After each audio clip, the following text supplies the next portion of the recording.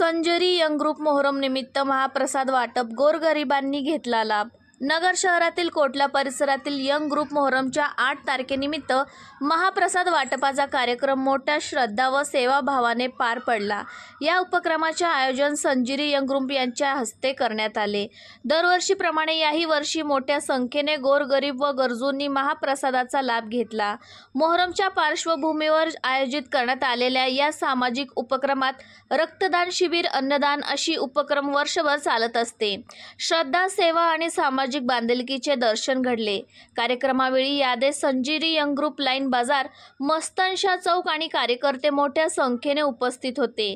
त्यांच्याच पुढाकाराने हा उपक्रम यशस्वीरित्या पार पडला।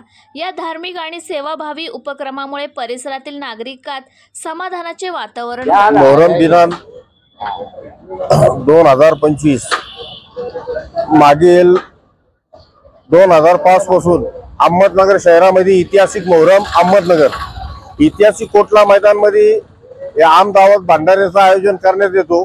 सर्व धर्म, हिंदू मुस्लिम याचा लाभ घेतात।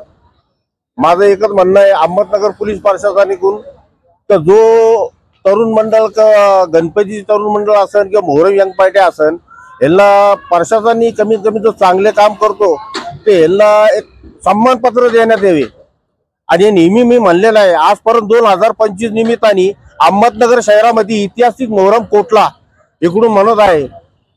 संजय ग्रुप खास म्हणून 2005 पासून यांचे शिबिर हो, रक्तदान हो हे नेहमी करत आहे। बाकी हे दुःख होतं का पोलीस प्रशासन किंवा अहमदनगर प्रशासन चांगले काम करणाऱ्याला दुर्लक्ष करत आहे।